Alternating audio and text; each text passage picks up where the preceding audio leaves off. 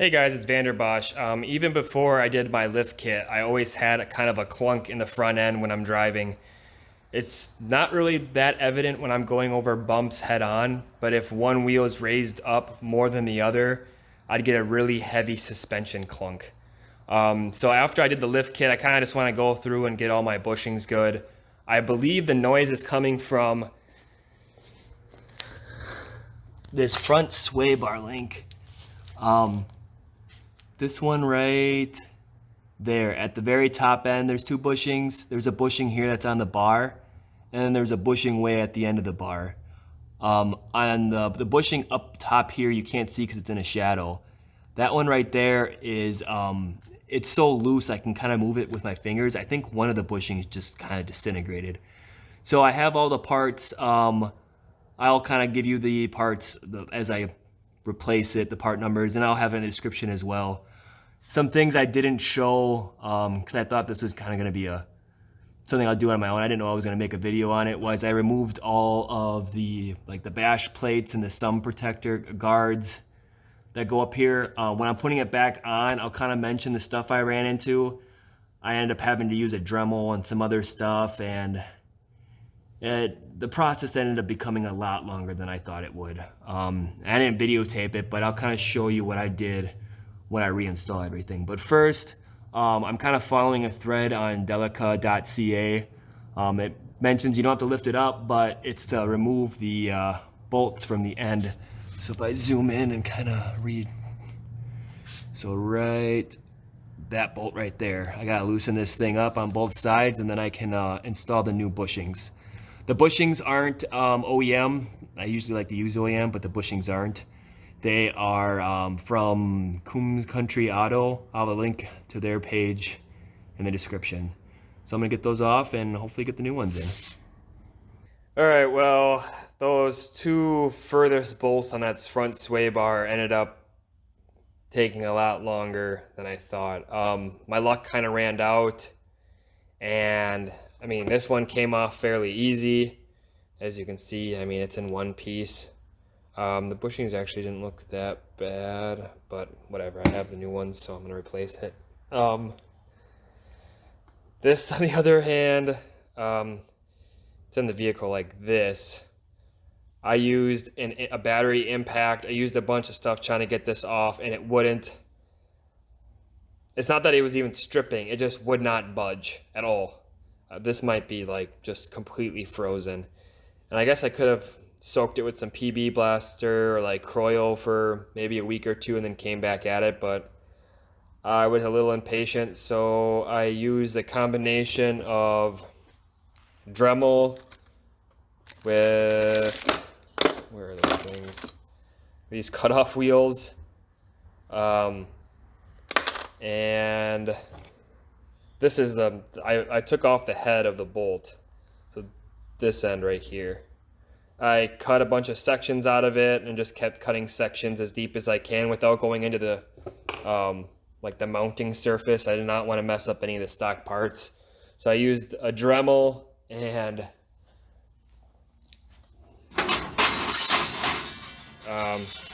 a grinder with a grinding wheel at the end of it. I put a piece of metal up just so that I could I put a piece of metal up there just to protect my tire when I was grinding, so I didn't obviously want to blow up my tire, but this is gone. Luckily the replacements, these ones I got from Coombs Country Auto, they come with the bolt and everything, so that's kind of another reason why I went with like, screw it, I'm not going to wait any longer, I'm just going to cut it off. So I cut those off. I think the next step on that I've been reading about on Delica.ca was to loosely install these where those used to be. So I'm gonna go ahead and do that, and hopefully the rest of this goes a little bit smoother. I'm a little nervous about the bushings that aren't on the sway bar, but the ones that are kind of towards the center that are up. Those ones I've tried to take off before and they were super, super tight. I try to also look for the bracketry that bushing's hooked up on, and I couldn't find any online, so I don't want to ruin this. But I'll show you more what I'm talking about as I get deeper into the project. All right, so I got both sides bushings on and the bolts. They're right there. I just snugged them on so that they're somewhat tight, but not too tight. That's what this forum post I'm reading says to do. The next step is I'm going to look at, let me get the light. Can I set this up here? No. Oh, come on.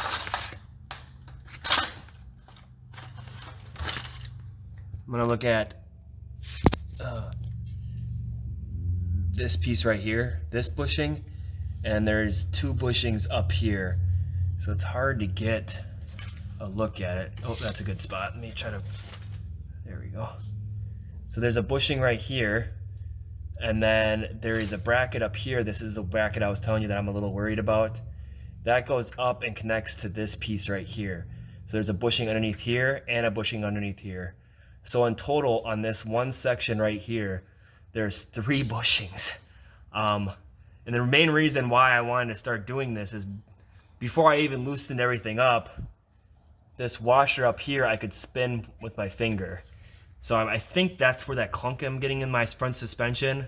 Like I said, this was there before I did the lift kit. I don't think the lift kit made it worse or better. It's just something that I'm already underneath here replacing stuff, so I'm kind of on a roll, might as well keep going. So I'm going to keep following that post, and like I mentioned earlier, I'll put that in the description, and I'll let you guys know what other problems I run into. So I'm back a week later. I tried to get off those top bolts I told you I was kind of worried about. On this side, I ended up successfully taking it off, just using the impact, no issues there. So technically this bracket, let me point at it quick, hold on. This bracket right here is still reusable. I got it off, everything seems good. I wasn't as lucky on this end. It seemed to be frozen. I couldn't reach it with an impact, so I took a breaker bar to it, and I ended up just snapping the nut right off. So this bracket was toast. Obviously I need a new one of these. This bolt comes through here and it's welded on the underside, so it's not like I can just replace this. I need this full section brand new. So I went on to, let me get back out of here. Amayama, that website I've been referencing in almost every one of my videos. And I was able to get brand new ones. So here's the part number for these guys. Haven't installed them yet, so don't know if they're the exact match. I haven't even taken them out of the package yet, as you can see. So I'm going to try to replace both sides with these. I'm also purchased some removable like anti-seize kind of style stuff, so when I put this back together I won't have to break bolts next time I remove it or next time someone else removes it. So I'm gonna get these installed with the new bushings. Here's the new bushings that go onto those. And then these are the new bushings that are on the top end. So here's that part number, that's what those look like. These just go on the end piece of this, so that and this comes together, and then these are the ones that actually attach to the sway bar. So I'm gonna grease these bushings up, put them in, put it back, the sway bar back up. Once again, like I said, I'm following that Delica.ca forum. I'll link to that.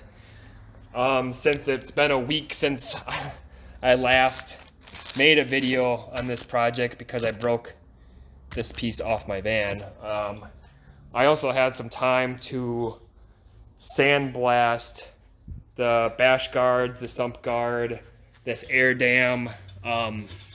Problem is this has kind of been rusted so bad that when they sandblasted it, the sand was actually going through the metal.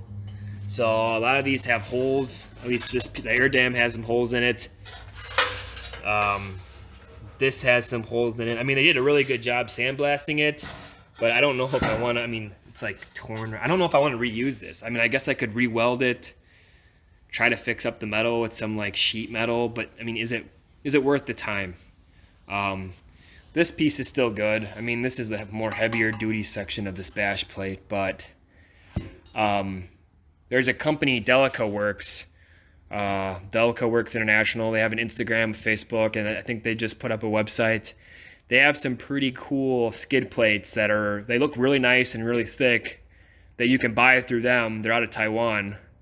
So I'm messaging that guy to see if I can get that. I don't know if I can get those in time for this video, so I might just do the bushings on this front sway bar, and I won't show the reinstall of this. When I get those skid plates, I'll make a video of installing those and how they look and kind of show that whole system. So I think that's what I'm gonna do. I think that's a good plan. I'll just ride without these for, you know, until I can get those newer ones. I just don't think it's worth painting these, reinstalling them, then uninstalling them to put the new ones on. It's just, I might as well just leave them off for now and put the new ones on when I get them. So we'll take off the old brackets, put the new bushings in on both sides, and then go from there. So to run anything else, I'll let you guys know. So I unpackaged those brackets that I had to buy from Amayama, or whatever you want to call it, and I don't know if you can tell, but some of the paint on these brackets, I mean, I guess they're pretty old, but they're kind of, or it's already kind of flaking around like the welded sections. So what I'm gonna do with these, and I've already done it with one, kind of see that's already kind of coated up, is I use this stuff a lot on my motorcycle. Seems pretty good. It's a appliance epoxy. It kind of gives it a good finish, and those flaked sections, I know it's gonna rust super fast, so it's like, why put it on there when I can see the flakes? I'm just gonna hold on to like the threaded section. I'm not gonna film it obviously because it's just me out here, but I'm just gonna hold on to it like this and then coat those sections that I see kind of some of the paint flaking off. Probably not the end of the world just to install it how it is, but if I notice it, I might as well just do it, you know? So I'm gonna coat this, let it dry, and then go ahead and install these. So I was painting those brackets, those upper brackets for the front sway bar, and I'm like, I saw some chipping on my sway bar. And it's a sway bar. No one can really see it. It doesn't really actually matter, but I mean, if I'm already painting those brackets, I'm gonna paint this too. So I kind of have this drill with a wire brush attachment to it, and I'm just gonna brush it off, sand it, clean it up with some like alcohol, some like isopropyl or something, and then spray that same spray paint over this section. I mean, if it's chipping away, eventually it's just gonna fall off, and then it's gonna look bad. There's gonna be like a giant rust spot on it. So I figured I might as well just wire brush this shit off and then repaint it. So I'm already down here, might as well do it. So I ended up taking off the whole sway bar to repaint it. Some of the paint was scratching up, and the fact that I already had it halfway off, I might as well just go for it. I just want to kind of show, because I kind of veered off that forum post and took it completely off, this is kind of a nice way, using two jacks, to hold it in position while you attach the two far end points. So that's kind of what I'm doing right now. And I just want to kind of give you an idea, because I try to do it without the jacks, and with one person it's too difficult. So use the jacks to kind of keep it in position while you tighten the two end points. So I just wanted to talk about one of the things I noticed when I was putting on this top piece. The bushing, it's a tight fit, and the bushing actually raises a little bit higher than the lower bracket. So when you go to put on this top bracket, this section you almost have to try to pinch down to get this bolt through. Just kind of a tip that I use to get the bolt through is I kind of use this to pinch it, and then I fed the bolt through and put some thread locker on it and then tightened it up. Otherwise it was kind of impossible to try to pinch this with your finger and put the bolt through in the nut. So I used kind of like a vice grips to pinch it and then put the bolt through and put the nut on. So now I'm going to attach the top part. I've already greased the bottom and the top of that bracket, and I'm gonna put reinstall this. So I have them reinstalled, all the bushings. I kind of followed the thread as much as I could. So in that forum post, he said that he left about a 1/2 inch of threads. So I left about a 1/2 inch there. Up here, I left about a 1/4 inch, and the only reason I left a 1/4 inch on this one, which is a little bit different, is because there's a line right there above that one, and it's kind of hard to get at that bolt, and I don't want to hit that line. So I kind of kept these tightened similar, and then I'll show you the other one. That one's not good. I got my flashlight. So there's that one. I tried to use some like Permatex. It's this orange, it's like permanent, and it helps with vibration and stuff. We'll see how good that is. I'm gonna ride it around for a bit and then check to see if anything loosened out. I think the problem is when this was last done, they tightened this down up here and the bushings collapsed a little bit, and then no one went back and re-tightened them. And because of that, there was looseness, and that's where I had that clunk from.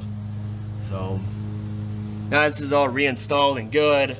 I'm gonna drive it around, see if I hear any noises, and I think that's about it. So hopefully I get that skid plates from Delica Works. I'm kind of still waiting for some messages to come through with a quote on shipping and everything. I'll do a video on the install on that. And then some other stuff I might be doing in the future. I'm pretty sure every single weather strip that I would need.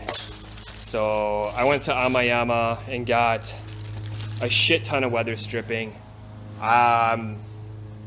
I haven't tried to go through it yet, so I still need to actually install them. I did install one without making a video.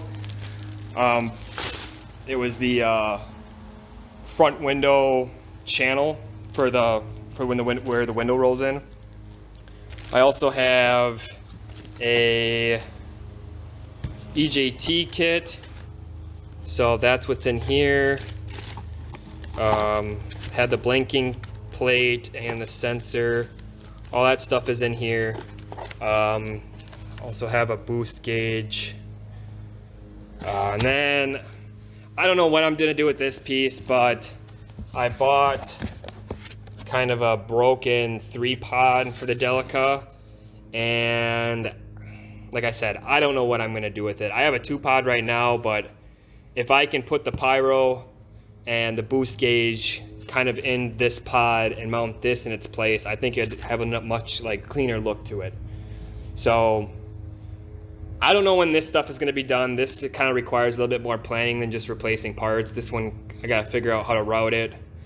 What I have to modify in this housing to fit these size pods, I don't know anything about any of that yet. I just kind of bought it all together and a whim of things and haven't really looked through it. So in the future, there'll be a weather stripping video, probably 3 videos for this, and maybe some riding before winter comes. I don't like to drive this in the winter, even though this is the winter model. I've already had a few cars just eaten up by the Wisconsin winter. There's so much salt on the road, and there's already a bit of corrosion under this thing, and I don't want it to get even worse. So I might do some videos over this winter, but the videos might die down. It might be more shop based. Maybe that's when I'll start looking at the pyrometer and the boost gauge, just because then I can just sit in the shop and work on it. But I think that'll be it for now. I'm gonna clean this mess up that I made, go for a ride, and hopefully I don't hear that suspension. That irritates the hell out of me when I start hearing suspension noises. So that's about it. Thanks for watching. Please subscribe. Like if you want, and keep returning back because I'll be posting more videos. Thanks again for watching. Bye.